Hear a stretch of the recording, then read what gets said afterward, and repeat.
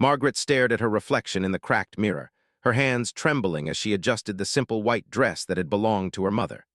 At 19, she never imagined her wedding day would feel like a funeral.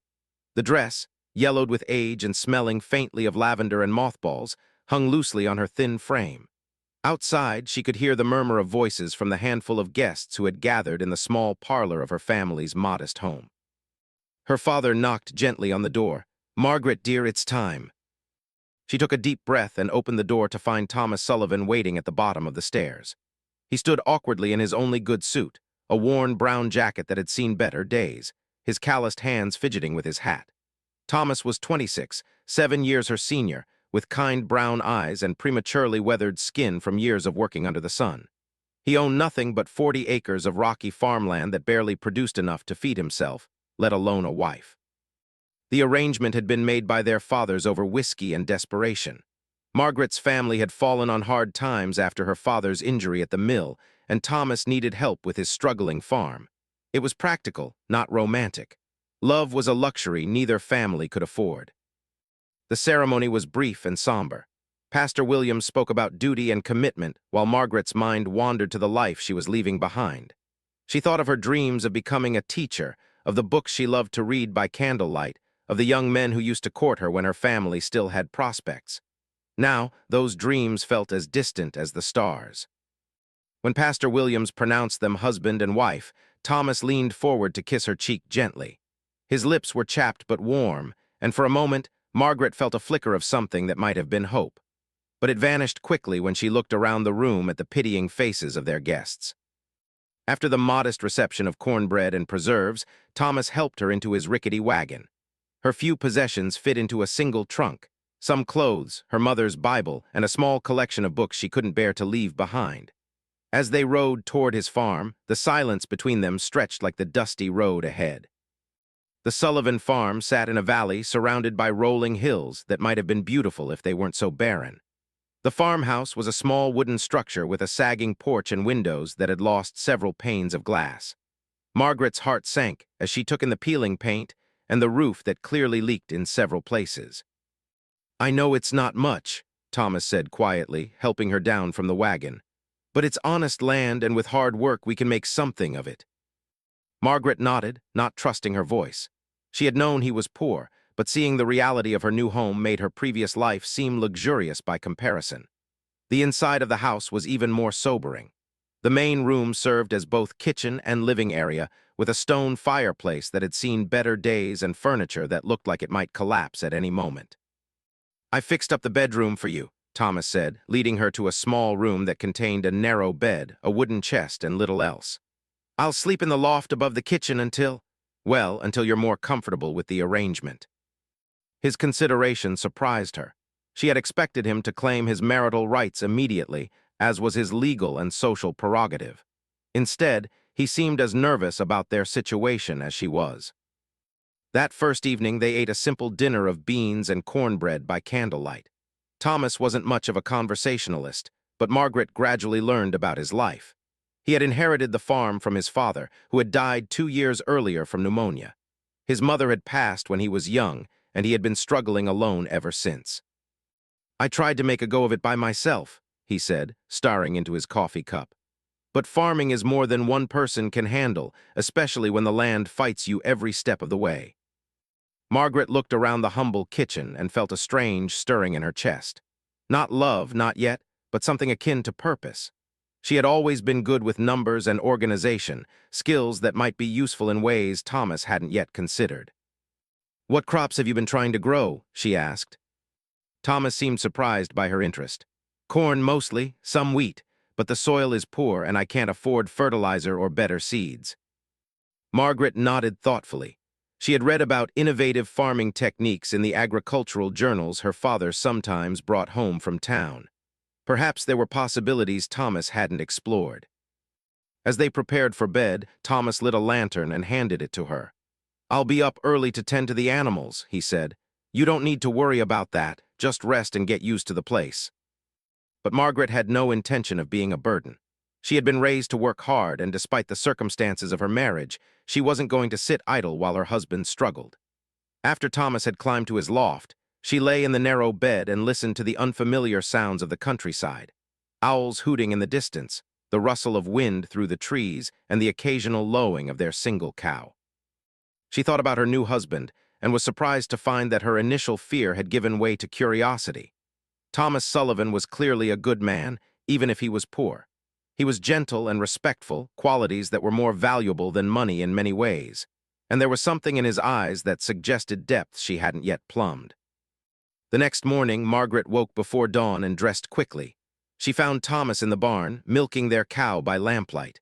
He looked up in surprise when she appeared in the doorway. "You don't need to be up this early," he said, but there was gratitude in his voice. "I want to learn about the farm," Margaret replied. "If I'm going to live here, I should understand how everything works." Thomas studied her face in the dim light, as if trying to determine whether she was serious. Then he smiled for the first time since she had known him, and Margaret was struck by how the expression transformed his weathered features. "Well then," he said, "let me introduce you to Bessie. She's temperamental, but she gives good milk when she's in the mood." As Thomas taught her the basics of milking, Margaret found herself paying close attention not just to his instructions, but to the man himself. His hands were gentle but sure as he demonstrated the proper technique, and he spoke to the cow with the same kindness he had shown her. After breakfast, Thomas showed her around the property. The farm was indeed struggling. The fields were rocky and poorly drained, the fences needed repair, and the few outbuildings were in various states of disrepair. But Margaret began to see potential where Thomas saw only problems. "What about that section there?" she asked, pointing to an area near a small stream that ran through their property. "Too wet for corn," Thomas replied. "Nothing but weeds and muddy ground." But Margaret was thinking about something she had read about market gardening and the growing demand for fresh vegetables in the nearby town. Perhaps what Thomas saw as a liability could become an asset. That afternoon, while Thomas worked on mending fences, Margaret walked to the town library. The librarian, Mrs. Henderson, remembered her from before her marriage and greeted her warmly. "Mrs. Sullivan, how nice to see you. How are you settling in?" Margaret appreciated the woman's tact in not mentioning the obvious disparity between her former circumstances and her current situation. "Very well, thank you. I was wondering if you might have any books on farming techniques or market gardening." Mrs. Henderson's eyebrows rose slightly, but she led Margaret to a small section devoted to agricultural topics. "These might interest you," she said, pulling several volumes from the shelf. "Though I must say, it's unusual to see a new bride so interested in farming." Margaret smiled. "I find I'm full of surprises, even to myself." She spent the rest of the afternoon reading about innovative farming methods, soil improvement techniques, and small-scale agricultural enterprises. By the time she returned to the farm, her mind was buzzing with possibilities. Thomas was surprised to see her laden down with books, but he didn't comment. That evening, as he worked on repairing a harness by lamplight, Margaret shared some of what she had learned. "Did you know that certain plants can actually improve soil quality?" she asked. "And that there are crops that grow well in wet conditions and can be quite profitable?" Thomas looked up from his work, his expression thoughtful. "I hadn't heard about that. My father always said this land was cursed, that nothing good would ever come of it." "Maybe your father was thinking too conventionally," Margaret said gently. "What if we approached the farm differently? What if instead of fighting the land's natural characteristics, we worked with them?" For the first time since their wedding, Thomas looked at her with something approaching admiration. "You really think there's hope for this place?" Margaret met his gaze steadily. "I think there's hope for all of us if we're willing to work for it." That night, as Margaret lay in her bed listening to the sounds of the farm around her, she realized that something fundamental had shifted. The marriage she had dreaded was beginning to feel like the start of an adventure rather than the end of her dreams. She was still poor, still married to a virtual stranger, but for the first time since her wedding day, she felt a spark of genuine optimism about her future. The transformation began with seeds. Margaret had convinced Thomas to spend their meager savings on vegetable seeds instead of the corn he usually planted. She had studied the wet area near the stream and determined it would be perfect for watercress, celery, and other crops that thrived in moist conditions. The plan seemed impossible to Thomas, but Margaret's enthusiasm was infectious. The town grocers pay premium prices for fresh vegetables. she explained as they prepared the new garden beds. "Especially crops they can't get from the larger farms. We may not be able to compete with their grain production, but we can offer something different." Thomas watched in amazement as his new wife worked alongside him, her hands quickly becoming as dirty and calloused as his own. The delicate girl he had married was revealing a strength and determination he hadn't expected. Margaret approached farming with the same methodical intelligence she had once applied to her studies, keeping careful records of what they planted, when they watered, and how each crop responded to different treatments. Within weeks, their experimental garden was flourishing. The watercress grew thick and green in the boggy area Thomas had always considered useless. Margaret had also convinced him to build cold frames using old windows she had bargained for in town, extending their growing season well beyond what their neighbors thought possible. The first real test came when Margaret loaded their wagon with the season's first harvest and drove to town alone. Thomas had offered to accompany her, but she insisted she could handle the negotiations herself. He spent the morning worrying about everything that could go wrong, but when she returned in the afternoon, her face was glowing with triumph. "How much?" Thomas asked, afraid to hope. $12, Margaret announced, holding up a small bag of coins. "And Mrs. Fletcher at the hotel wants to place a standing order for fresh herbs." Thomas stared at the money in disbelief.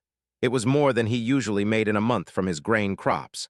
For the first time in years, he allowed himself to believe that prosperity might actually be possible. But Margaret wasn't content to stop with vegetables. She had been observing their neighbors and noticed that most farm wives struggled with the same problems she faced: isolation, limited income, and few opportunities to contribute meaningfully to their family's financial security. She began to formulate a plan that would benefit not just her own household, but the entire community. "What if we started a cooperative?" she suggested to Thomas one evening. "Several of the farm wives have skills that could be profitable if they were organized properly." Thomas looked confused. "What kind of skills?"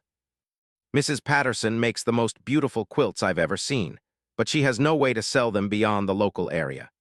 Mrs. Green preserves fruits and vegetables better than anyone, and Mrs. Hoffman spins yarn that's finer than anything you can buy in the stores. If we could find markets for their goods and organize the distribution, we could all benefit." The idea was revolutionary for their time and place. Farm wives were expected to contribute to their family's survival, but rarely did they organize businesses or think beyond their immediate needs. Margaret, however, had always been a strategic thinker, and poverty had sharpened her natural abilities rather than dulling them. She began visiting the neighboring farms, not to socialize, but to assess resources and opportunities. She discovered that Mrs. Patterson's quilts could command high prices in the city, but the woman had no means of reaching urban customers. Mrs. Green's preserves were superior to commercial products, but remained unknown outside their immediate area. Margaret proposed a system where each woman would continue working from her own home, but contribute to a collective enterprise. She would handle marketing and distribution, taking a small percentage of sales to cover expenses, while ensuring that the majority of profits went directly to the producers. The women were initially skeptical. Such arrangements were unheard of in their community, and many of their husbands viewed Margaret's proposal with suspicion. A woman barely out of her teens, married to the poorest farmer in the valley, was hardly the person they expected to lead a business venture.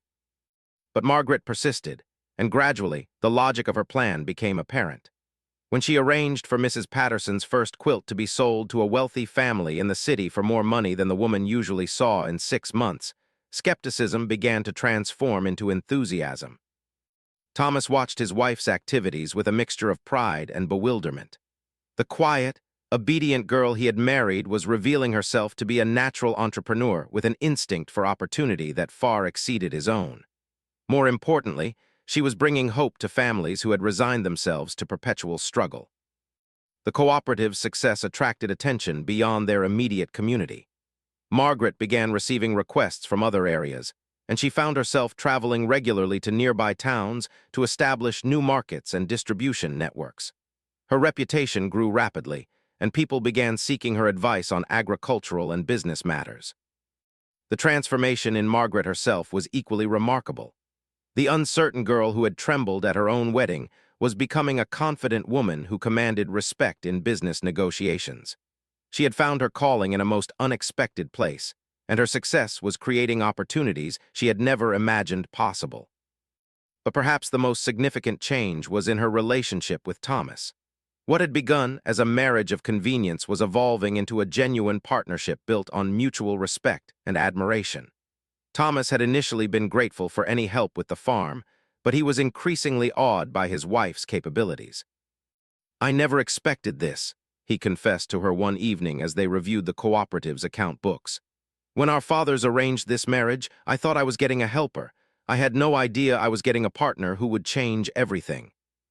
Margaret looked up from the ledger, her eyes meeting his across the kitchen table. "I didn't expect it either," she admitted. "I thought my life was over when I married you. I was so focused on what I was losing that I couldn't see what I might gain." "And now?" Margaret considered the question carefully.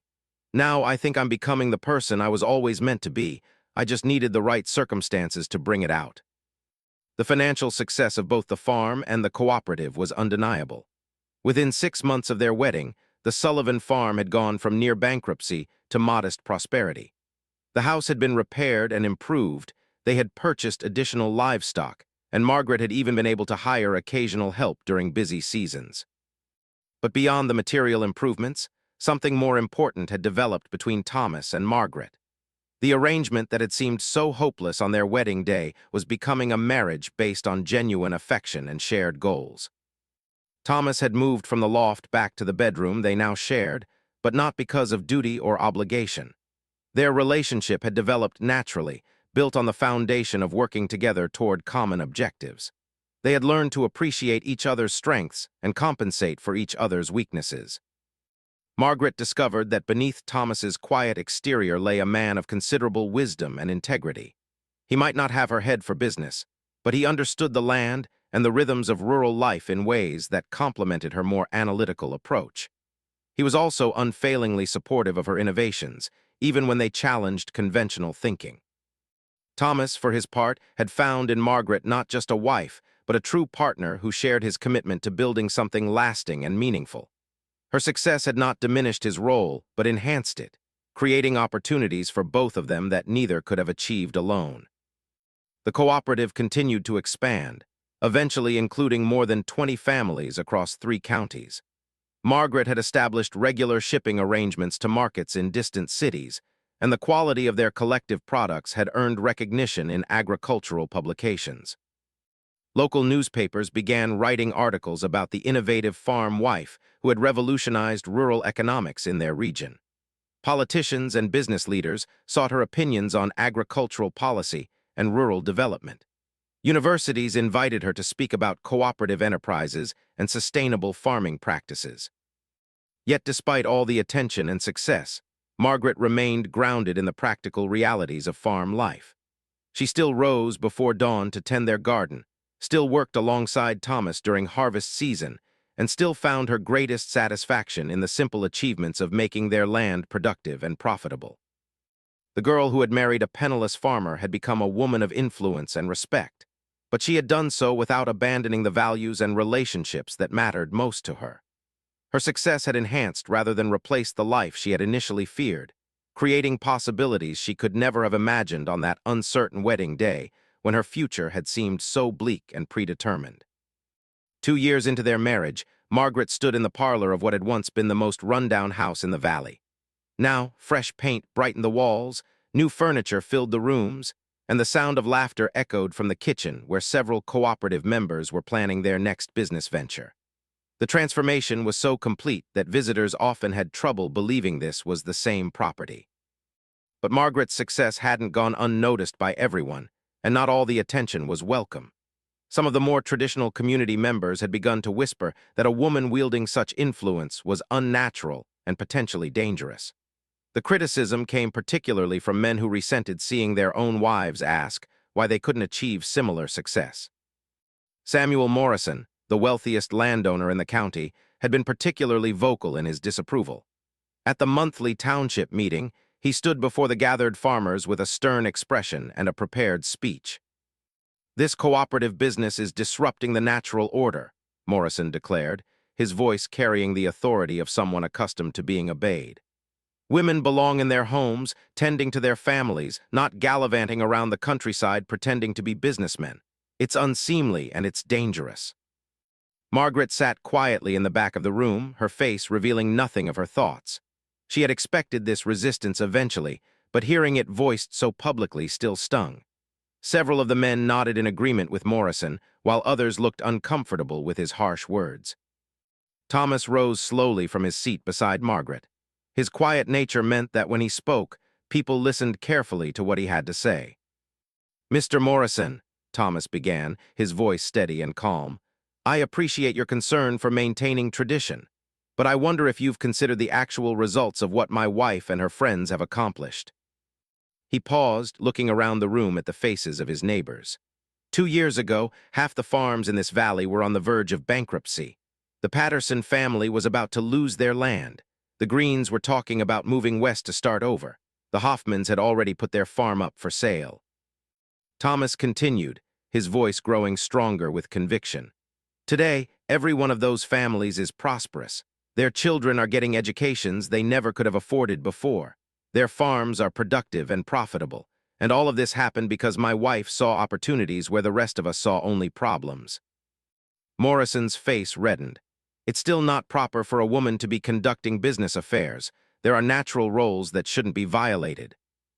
Mrs. Patterson, who had remained silent until now, stood up from her seat near the front. Her usually gentle voice carried unusual firmness. "Mr. Morrison, with respect, my natural role nearly left my children hungry and my family homeless. If Mrs. Sullivan's business sense isn't proper, then I'll gladly be improper for the rest of my life."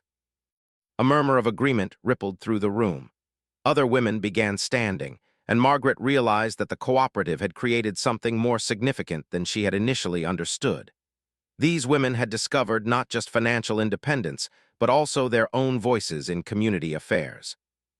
Morrison looked around the room with obvious frustration. His authority, which had never been challenged before, was crumbling in the face of undeniable success and growing solidarity among families he had previously dominated through their economic dependence. "This will end badly," Morrison predicted darkly. "Mark my words, no good will come of abandoning God's intended order."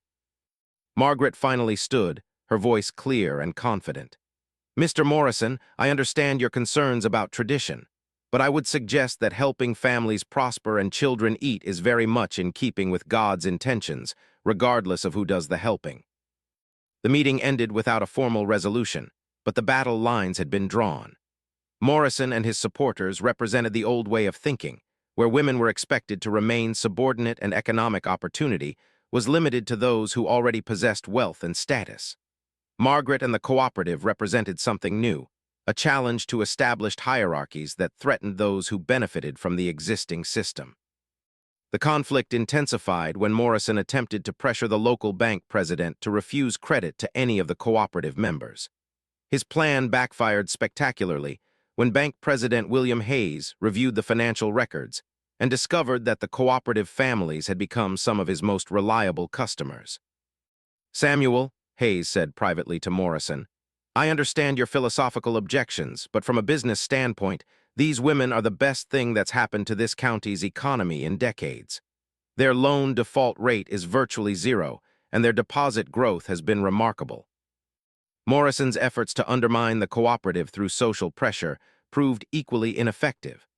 The success of the venture was too obvious to ignore, and the prosperity it had brought to participating families created a powerful incentive for others to join rather than oppose it. Margaret, however, understood that the real test of her innovations would come during times of adversity rather than prosperity. That test arrived in the form of a severe drought during the summer of their third year. Traditional farms throughout the region watched their crops wither and fail, but the cooperative members had prepared differently. Margaret had insisted that each participating farm implement water conservation techniques and drought-resistant crops. The wet areas that had once seemed like liabilities became crucial resources during the dry months. The diversity of crops and careful soil management meant that while yields were reduced, they were not catastrophic. More importantly, the cooperative's network of markets meant that they could command premium prices for their scarce produce, while traditional farmers were forced to sell at whatever price they could get from local buyers.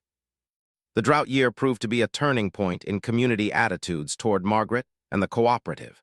Even Morrison was forced to acknowledge that their innovative approaches had proven superior to traditional methods when tested by genuine adversity. The success story began attracting attention from beyond their immediate region. Agricultural colleges sent professors to study their techniques. Government officials visited to understand how rural cooperation could be encouraged in other areas. National magazines published articles about the remarkable transformation of a struggling farming community.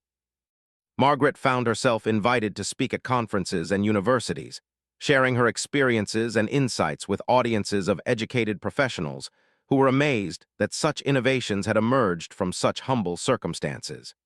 She accepted these invitations selectively, careful not to neglect her primary responsibilities to her family and community.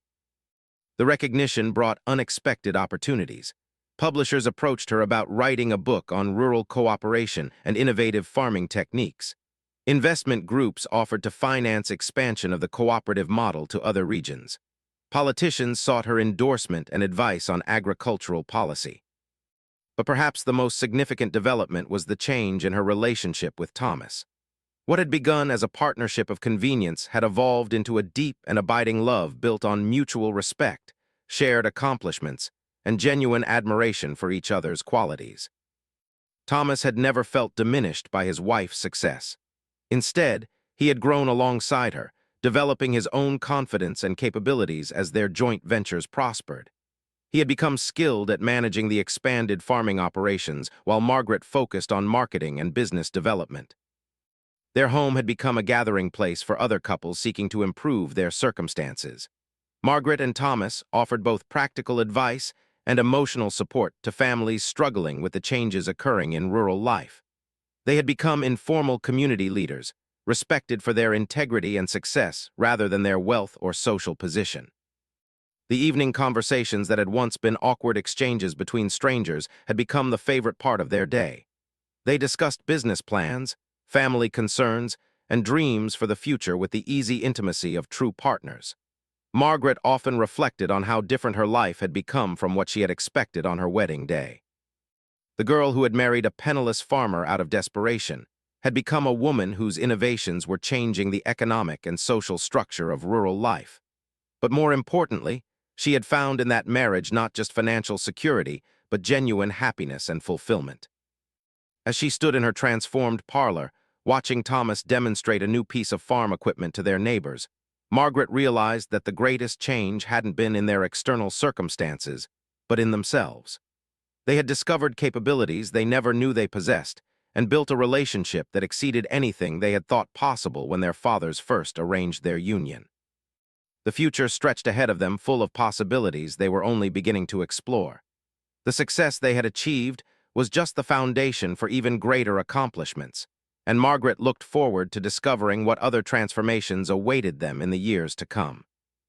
5 years after their wedding, Margaret Sullivan had become a name known throughout the agricultural regions of 3 states.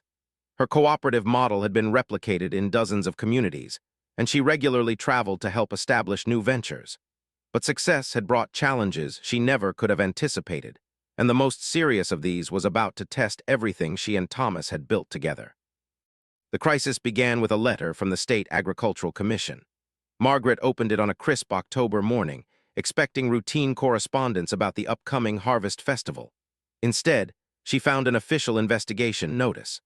Anonymous complaints had been filed alleging that the cooperative was engaged in unfair business practices and that Margaret was operating outside the legal boundaries permitted to women in commercial enterprises. Thomas read the letter over her shoulder, his jaw tightening with anger. "Morrison," he said simply, "this has his fingerprints all over it." Margaret nodded grimly. Samuel Morrison had never forgiven the blow to his authority represented by the cooperative's success, and he had apparently decided that if he couldn't defeat them through economic competition or social pressure, he would try legal warfare. The investigation threatened everything they had worked to achieve. If the state commission ruled against them, the cooperative could be dissolved, and Margaret could be barred from conducting business. Worse, the participating families would lose the economic security they had worked so hard to build. The hearing was scheduled for the county courthouse in 6 weeks. Margaret would be required to defend not just her business practices, but her right as a woman to engage in commercial activities at all. The legal precedent was unclear, and the outcome would depend as much on the personal views of the commissioners as on the actual law. Margaret threw herself into preparation with characteristic determination. She gathered financial records, testimonials from customers and suppliers, and documentation of every aspect of the cooperative's operations. She studied legal precedents and prepared detailed responses to every conceivable objection to their business model. But as the hearing date approached, Margaret began to understand that she was fighting more than just Samuel Morrison's personal vendetta. She was challenging fundamental assumptions about women's roles in society, and powerful interests beyond their local community were taking notice. Representatives from large agricultural corporations had begun attending cooperative meetings, not to support, but to assess the threat represented by small-scale farmers organizing themselves into effective competition. Railroad companies were concerned about the cooperative's success in negotiating better shipping rates. Even some banks were worried about the precedent of rural communities achieving independence from traditional financial institutions. The night before the hearing, Margaret sat in her parlor surrounded by the documents and testimonials she had gathered. Thomas found her there after midnight, still reviewing her notes by lamplight. "You should get some sleep," he said gently, sitting down beside her. "You're as prepared as anyone could be." Margaret leaned against him, suddenly feeling the full weight of the responsibility she carried. "It's not just about us anymore, is it? All these families depend on what happens tomorrow. If I fail, I'm not just destroying our future, but theirs too."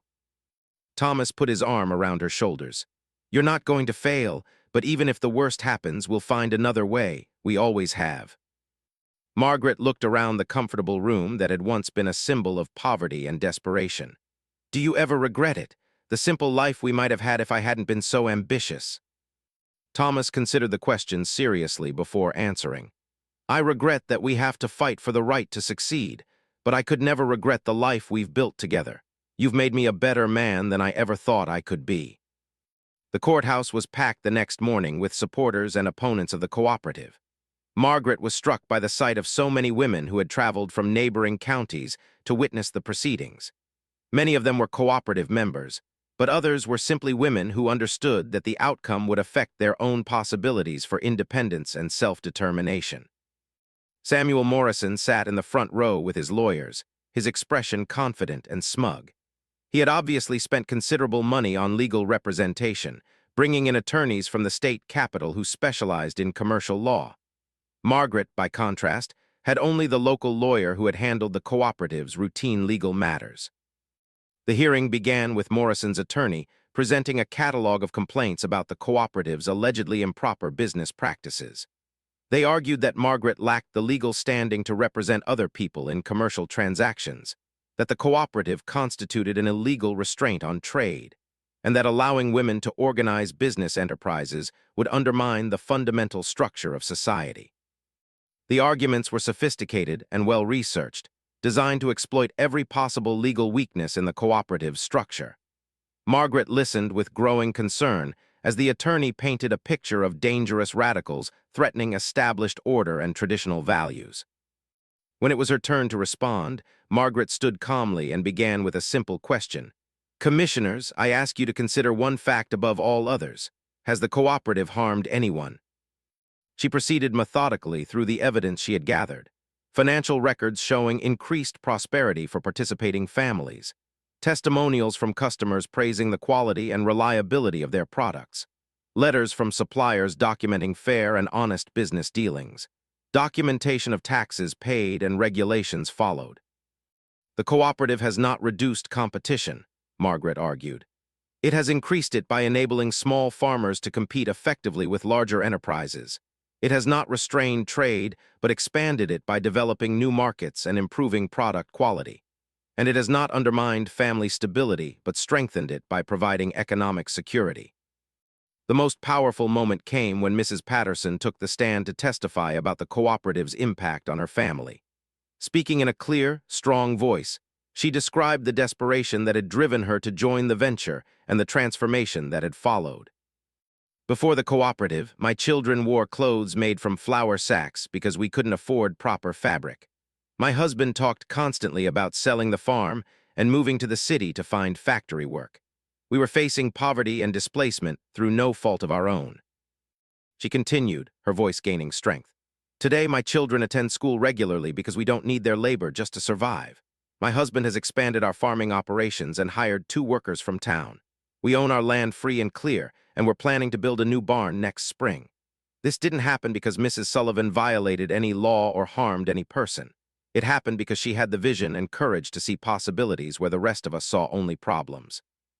One by one, other cooperative members testified about similar transformations. The commissioners heard story after story of families rescued from poverty and despair through innovative cooperation and hard work. The contrast between these concrete results and Morrison's theoretical objections became increasingly stark. The final witness was Thomas himself. He spoke about his marriage to Margaret and the changes that had transformed both their lives and their community. His testimony was particularly effective because his obvious love and respect for his wife directly contradicted Morrison's claims about the cooperative undermining family relationships. "Gentlemen," Thomas concluded, "I married a frightened girl who had lost hope for her future. Through her own intelligence and determination, she became a woman who creates hope for others. If supporting that transformation makes me less of a man, then I gladly accept that judgment. But I suspect the families she has helped would disagree." The commissioners deliberated for 3 hours, while supporters and opponents waited anxiously in the courthouse corridors. Margaret spent the time reviewing her testimony and trying to prepare for whatever outcome awaited them. When the commissioners returned, their chairman read the decision in a formal, measured tone. "After careful consideration of all evidence presented, this commission finds no legal basis for the complaints filed against the Sullivan Cooperative. The business practices documented in this hearing are lawful, ethical, and beneficial to the communities involved." The courtroom erupted in celebration from cooperative supporters, while Morrison and his faction sat in stunned silence. But the chairman wasn't finished speaking.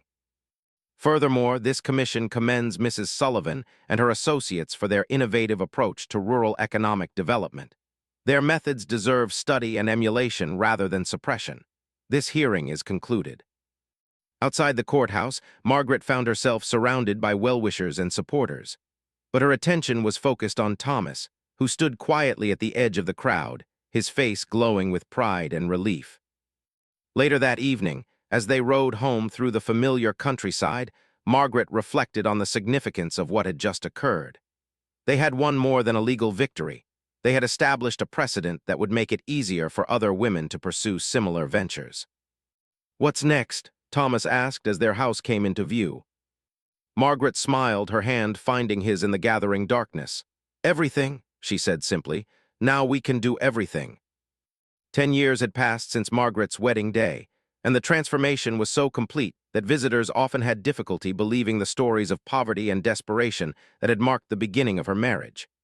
The Sullivan farm had become a model enterprise studied by agricultural colleges and government agencies. The house, once a symbol of failure, now hosted conferences and delegations from across the country. Margaret stood in her expanded parlor, now serving as a meeting room for the Regional Cooperative Council, watching as representatives from 47 different farming communities discussed plans for the coming year. The scared 19-year-old who had trembled in a borrowed wedding dress had become a confident leader whose innovations were reshaping rural economics across multiple states. But the most remarkable transformation was in Margaret's relationship with Thomas. What had begun as an arrangement between strangers had evolved into a partnership that served as an inspiration to couples throughout their region. Their love story was as unconventional as their business success, but it was genuine and deep in ways that surprised everyone, including themselves. Thomas had grown alongside Margaret, developing his own expertise in agricultural innovation and land management. While Margaret focused on marketing and cooperative development, Thomas had become a recognized expert in sustainable farming techniques. Together, they had created an enterprise that was both profitable and environmentally responsible. Their success had attracted national attention. The State Agricultural College had offered Margaret a position as a lecturer, and the Federal Department of Agriculture had requested her input on rural development policy. Publishers continued to seek her agreement to write books about cooperative farming, and she had finally agreed to begin work on a comprehensive guide to rural economic development.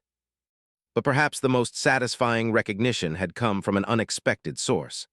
Samuel Morrison, her former opponent, had requested a private meeting the previous year. Margaret had agreed, curious about what the man who had tried to destroy her accomplishments might want to discuss. Morrison arrived at the Sullivan farm looking older and somewhat defeated. His own agricultural enterprises had struggled while the cooperative members prospered, and several of his tenant farmers had requested permission to join Margaret's organization. "I came to apologize," Morrison said simply, sitting uncomfortably in the parlor that had once symbolized everything he opposed. "I was wrong about you, about the cooperative, about everything." Margaret studied his face, looking for signs of deception or manipulation. But Morrison appeared genuinely remorseful, a man who had finally acknowledged the failure of his own assumptions. "I thought you were threatening the natural order," Morrison continued. "I believed that women in business would undermine family stability and social harmony. I was convinced that your success would somehow diminish other people's opportunities." He paused, his voice becoming quieter. "But I've watched what you've accomplished, and I can't deny the results. Families are stronger, communities are more prosperous, and the land itself is more productive. Everything I predicted would go wrong has actually gone right." Margaret felt no satisfaction in Morrison's admission. His opposition had caused genuine pain and anxiety during the early years of the cooperative, but she had long since moved beyond resentment toward understanding. "Mr. Morrison," Margaret said gently, "change is always frightening, especially when it challenges things we've believed our whole lives. I understand why my success seemed threatening to you." Morrison looked up with surprise. "You're not angry after everything I tried to do to stop you?" Margaret shook her head. "Anger serves no purpose now.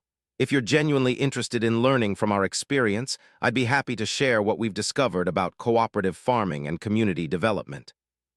That conversation had led to Morrison becoming an unexpected ally and advocate for cooperative principles. His conversion was so complete that he had begun encouraging his own tenants to organize their own cooperative ventures, using his influence to smooth the path for innovations he had once opposed. The incident illustrated how completely the world had changed around Margaret and Thomas. The radical innovations that had once seemed so threatening to established interests had become accepted models for rural development. Government agencies promoted cooperative farming, agricultural colleges taught courses based on Margaret's techniques, and business schools used the Sullivan farm as a case study in successful entrepreneurship. Margaret's personal transformation had been equally dramatic. The young woman who had once dreamed only of becoming a teacher had discovered capabilities and opportunities she could never have imagined. She had become an educator in a different sense, teaching through example and mentorship rather than formal instruction. The cooperative network now included nearly 200 families across 7 states. Each local group operated independently, but they shared resources, information, and marketing opportunities. The economic impact had been profound, lifting entire communities out of poverty and creating sustainable prosperity where none had existed before. But Margaret's greatest pride was reserved for the individual transformations she had witnessed. Women who had never spoken in public meetings had become confident business leaders. Men who had struggled as isolated farmers had learned to cooperate effectively with their neighbors. Children who might have been forced to leave school to work had received educations that prepared them for opportunities their parents could never have imagined. The evening of their 10th wedding anniversary, Margaret and Thomas sat on their front porch watching the sunset over fields that had once been rocky and unproductive, but now yielded abundant harvests. The house behind them was filled with visitors from the latest cooperative conference, but they had stolen a few moments of privacy to reflect on their journey together. "Do you remember what you said on our wedding night?" Thomas asked, his hand finding hers in the gathering darkness. "About helping to make something of this place." Margaret smiled at the memory. "I was trying so hard to be hopeful when I felt anything but hopeful. I thought I was just making conversation to avoid talking about how scared I was." "I knew you were scared," Thomas admitted. "I was terrified myself. I thought I was condemning you to a life of poverty and hardship because I was too proud to admit I couldn't make the farm work alone." Margaret turned to study her husband's face in the dim light. Thomas at 36 was still the gentle man she had married, but success and confidence had given him a strength and presence that made him attractive in ways that went far beyond his initial kindness. "If you could go back and change our beginning," Margaret asked, "would you choose differently? Would you rather have married someone you loved instead of someone your father arranged for you to marry?" Thomas considered the question seriously. "I can't imagine loving anyone more than I love you now," he said finally. "Our love is different because it was built on shared work and mutual respect rather than romance and attraction, but I think that makes it stronger, not weaker." Margaret nodded, understanding exactly what he meant. Their relationship had developed gradually, based on daily interactions and shared challenges rather than passion and promises. They had learned to love each other through working together toward common goals, and that love had deepened with each success they achieved and each obstacle they overcame. "I used to think our marriage was a tragedy," Margaret confessed. "I mourned for the dreams I thought I was losing, but now I realize I was never really suited for the conventional life I thought I wanted. I needed challenges and opportunities that wouldn't have existed in a traditional marriage." As they sat in comfortable silence, Margaret reflected on the unexpected journey that had brought her to this moment. The desperate girl who had married a penniless farmer to save her family from destitution had discovered capabilities and opportunities she never could have imagined. She had built a business empire, transformed rural communities, and found a love deeper and more satisfying than any romantic fantasy. But perhaps the most important transformation had been in her understanding of what was possible. The limitations that had seemed so absolute on her wedding day had proven to be temporary obstacles that could be overcome through intelligence, determination, and cooperation. The poverty that had appeared to be a permanent condition had given way to prosperity achieved through innovation and hard work. Margaret's story had become a source of inspiration for women throughout the region. Young girls who might have resigned themselves to limited opportunities now looked to her example and dared to dream of achievements beyond traditional boundaries. Married women who had accepted economic dependence as inevitable began organizing their own cooperative ventures. The transformation extended beyond economic matters to fundamental changes in how people thought about gender roles, community cooperation, and individual potential. Margaret had proven that intelligence and determination could triumph over circumstance, that women could succeed in business without abandoning family responsibilities, and that cooperative effort could achieve more than individual competition. As the stars appeared in the darkening sky, Margaret felt a deep sense of satisfaction not just with what she had accomplished, but with the life she had built. The marriage that had seemed like the end of her dreams had become the foundation for achievements beyond anything she had previously imagined possible. The frightened girl who had married a penniless farmer had become a woman whose name was known throughout the agricultural regions of America, whose innovations were studied in universities, and whose example inspired countless others to pursue their own seemingly impossible dreams. But more importantly, she had found in that unlikely marriage a love and partnership that enriched every aspect of her extraordinary life.